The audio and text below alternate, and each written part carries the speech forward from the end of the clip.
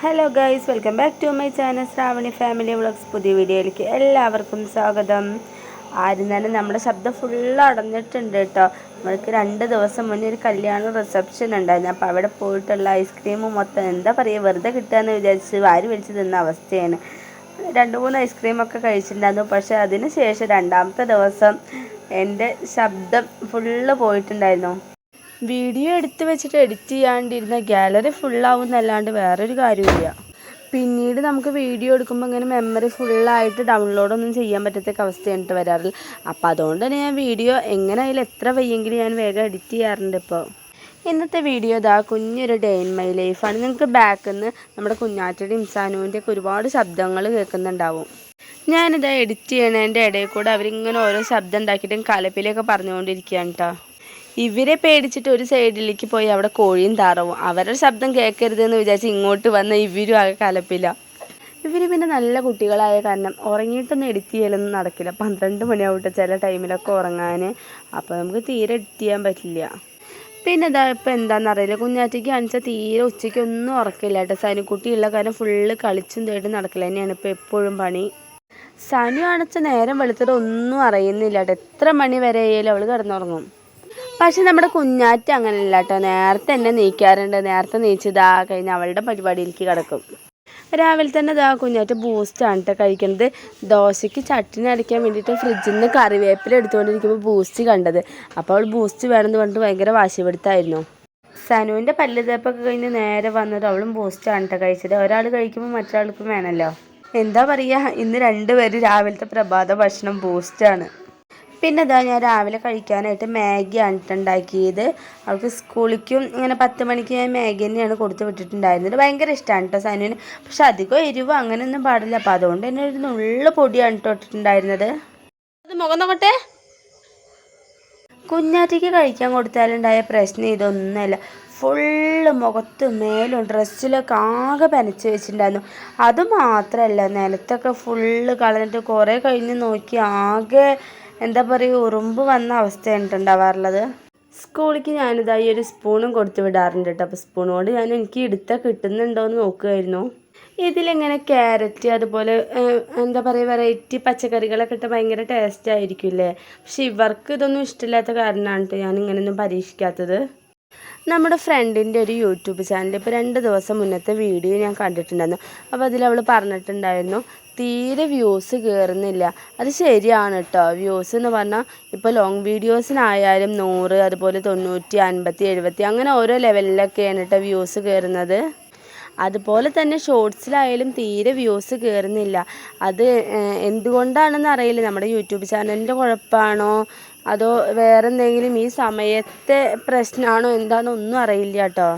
അവളുടെ ചാനലിൻ്റെ പേര് കോസ്മിക് കപ്പിൾ എന്നാണ്. ഇപ്പോൾ ഭയങ്കര വിഷമത്തിലാണ് കേട്ടോ അവൾ വീഡിയോ ഇട്ടിരിക്കുന്നത്. എല്ലാ വീഡിയോസിനും വ്യൂസ് കുറവാണ്. അതുപോലെ തന്നെയാണ് കേട്ടോ നമ്മുടെ ഈ ചാനലിനും ഇങ്ങനെ ഷോർട്സ് വീഡിയോസിനൊന്നും തീരെ ഇപ്പോൾ വ്യൂസ് കയറുന്നില്ല.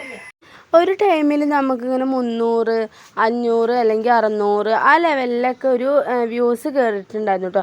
പക്ഷേ ഇപ്പോൾ സബ്സ്ക്രൈബർ നല്ല പോലെ കൂടിയിട്ടും നമുക്ക് നല്ല കുറഞ്ഞ വ്യൂസ് കിട്ടുമ്പോൾ ഭയങ്കര സങ്കടമാണ്. അത് എന്തുകൊണ്ടാണെന്ന് അറിയില്ല.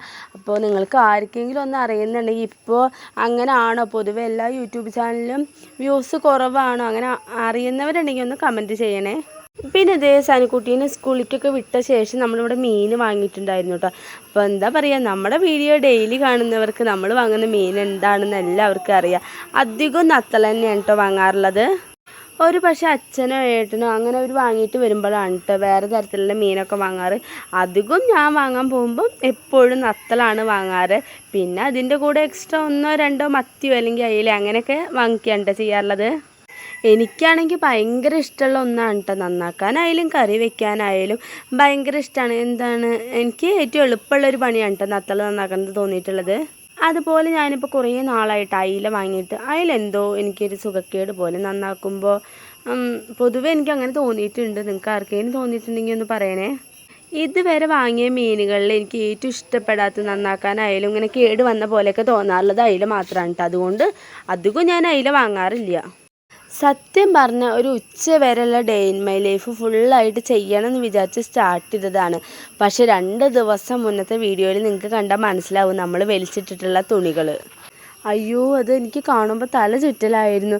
എന്താ പറയുക, ഒരുപാട് തുണികളുണ്ടായിരുന്നു കേട്ടോ. അത് മാത്രമല്ല ഞാൻ എന്താ പൊട്ടത്തരം ചെയ്തു, എല്ലാ ഷെൽഫിലത്തെ തുണികളും അലമാരയിലത്തെ തുണികളും എല്ലാം കൂടിയിട്ട് വലിച്ചിട്ടുണ്ടായിരുന്നു. അപ്പോൾ ഒത്തിരി കട്ടിലും കസാരയും ഒക്കെ നിറച്ച് തുണികളായിരുന്നു കേട്ടോ. റൂമിലേക്ക് ഒന്നും പോകാൻ പറ്റുന്നുണ്ടായിരുന്നില്ല. എന്തോ ഭാഗ്യത്തിന് ഒരു റൂം മാത്രം ഉപയോഗിക്കാത്ത കാരണം ആ റൂമിൽ എത്ര തുണികൾ ഇട്ടാലും കുഴപ്പമില്ല. പക്ഷെ നമുക്ക് ആ റൂമിലേക്ക് കടക്കാനൊന്നും പറ്റുന്നുണ്ടായിരുന്നില്ല. അത്ര ആകെ നിറഞ്ഞിട്ട തുണികളുണ്ടായിരുന്നു കേട്ടോ. അപ്പം ഞാൻ വിചാരിച്ചു എന്തായാലും ഇന്ന് തുണികൾ ഫുള്ള് മടക്കി വയ്ക്കാം. ഇനിയും ദിവസം കൂടുന്തോറും എനിക്ക് തന്നെയല്ലേ പണി. ഇനി തിരുമ്പിയിട്ട് കഴിഞ്ഞാൽ ഇനിയും ഒരുപാട് തുണികൾ ഉണ്ടാവില്ല. അപ്പം ഞാൻ ഇന്ന് വേഗം എന്താ പറയുക എടുത്ത് വയ്ക്കാമെന്ന് വിചാരിച്ചു. സത്യം പറഞ്ഞ അവസാനം എനിക്ക് മനസ്സിലായി ഇത് മടക്കി വയ്ക്കാൻ ആരും വരില്ല, ഞാൻ തന്നെ മടക്കി വയ്ക്കണമെന്ന്. സത്യം പറഞ്ഞ ഡ്രസ്സുകളൊക്കെ മടക്കി വയ്ക്കുമ്പോഴാണ് കേട്ടോ എനിക്ക് മനസ്സിലായത് ഇത്രയും ഡ്രസ്സുകൾ എനിക്ക് ഉണ്ട് എന്നുള്ളത് തന്നെ. ഇങ്ങനെ രണ്ട് ഭാഗത്തായിട്ടാണ് കേട്ടോ വെച്ചിരിക്കണത്. അതായത് ഒന്ന് റൂമിൽ ഒരു ഷെൽഫിൽ ഫുള്ളായിട്ടും അതുപോലെ പുറത്ത് അലമാരയിൽ അങ്ങനെ ആയിട്ടാണ് കേട്ടോ വെച്ചിരിക്കുന്നത്. എന്താ പറയുക, പഴയതും പുതിയതും ഒക്കെ ഒന്നിച്ച് വെച്ച അവസ്ഥയാണ്. വാങ്ങിക്കൂട്ടുന്നതൊക്കെ എവിടെ നമുക്ക് കംഫർട്ടബിളായിട്ട് ആ സമയത്ത് വെക്കാൻ തോന്നുന്നത് അപ്പം അങ്ങനെ കൊണ്ടുപോയി വെക്കുകയാണ് കേട്ടോ ചെയ്യുക. അലമാരയിൽ നിന്നൊക്കെ ഒരുപാട് തുണികൾ വലിച്ചിടുമ്പോൾ അയ്യോ ഈ ഡ്രസ്സുകളൊക്കെ ആദ്യമായിട്ട് കാണുന്നൊരു പുതുമയായിരുന്നു. എന്താ പറയുക, കല്യാണത്തിനൊക്കെ മുന്നേ വാങ്ങിച്ച ഡ്രസ്സുകളും അതുപോലെ 5-6 കൊല്ലം മുന്നത്തെ ഡ്രസ്സുകളൊക്കെ ആയിരുന്നു ഓരോന്ന് എടുക്കുമ്പോൾ കിട്ടിയിട്ടുണ്ടായിരുന്നു. ഏറ്റവും വലിയ രസം എന്താണെന്നറിയോ, നമുക്കിപ്പോൾ എത്ര ഡ്രസ്സ് ഉണ്ടെങ്കിലും എവിടേക്കെങ്കിലും പോകുമ്പോൾ ഇടാൻ ഒന്നും ഉണ്ടാവില്ല എന്നുള്ളതാണ്. ഈ മഞ്ഞ ടോപ്പൊക്കെ ഞാൻ എന്താ പറയുക ഇപ്പോഴാണ് കാണുന്നത്, കുറേ നാളുകളായി ഇതൊക്കെ ഇട്ടിട്ട്. അതുപോലെ തന്നെ ദേ ഈ മിഡി നമ്മുടെ കുഞ്ഞാറ്റയുടെ ഫസ്റ്റ് ബർത്ത്ഡേക്ക് എടുത്തതാണ് കേട്ടോ. ഇങ്ങനെ ഓരോരോ തുണികൾ മടക്കി വെക്കുമ്പോഴാണ് കേട്ടോ വിചാരിക്കുക ഇനിയിപ്പോൾ എന്തെങ്കിലും ഫംഗ്ഷനൊക്കെ ഉണ്ടെങ്കിൽ ഇതിടാന്നുള്ളതൊക്കെ. കുഞ്ഞാറ്റയാണ് വെച്ചാൽ അതിൻ്റെ ഇടയിൽ കൂടെ അവളുടേതായ ഹെൽപ്പിംഗ് ഒക്കെ ചെയ്യുന്നുണ്ട് കേട്ടോ. വലിച്ച് വാരിയിടലും അതുപോലെ എന്താ അവളുടെ ട്രൗസർ റോളൊക്കെ കൊട്ടയിലൊക്കെ ആക്കി വെക്കുന്നത് നമ്മുടെ കുഞ്ഞാറ്റയാണ് കേട്ടോ ചെയ്യണത്.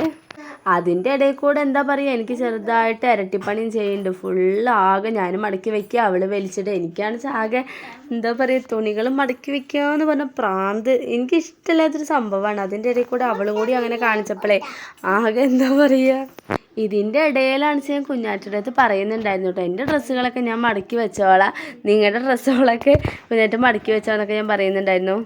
ഈ ഒരു ഫ്രോക്ക് കുറേ നാളായിട്ടുള്ളതാണ് കേട്ടോ. അത്യാവശ്യം നല്ല എന്താ പറയുക വെയിറ്റും ഉണ്ട് ലെങ്ത്തും ഉണ്ട്. അപ്പോൾ ഇതങ്ങനെ വല്ലാണ്ട് ഇടാറില്ല. അപ്പോൾ ഞാൻ എന്താ പറയുക ആ ഒരു വൈറ്റ് ഫ്രോക്ക് ഇട്ടുണ്ടായിരുന്നില്ല, അതിൻ്റെ കൂടെ ജസ്റ്റ് ഇട്ട് നോക്കിയതാണ്. അപ്പോൾ ഇത് ഭയങ്കര എന്താ പറയുക വെയിറ്റ് ആയിരുന്നു. അതുകൊണ്ട് ഞാനൊക്കെ പുറത്തേക്ക് അങ്ങനെ ഇട്ടതാണ്. അപ്പോൾ ഇതാ ഇപ്പം ഇന്ന് മടക്കി വെച്ചു.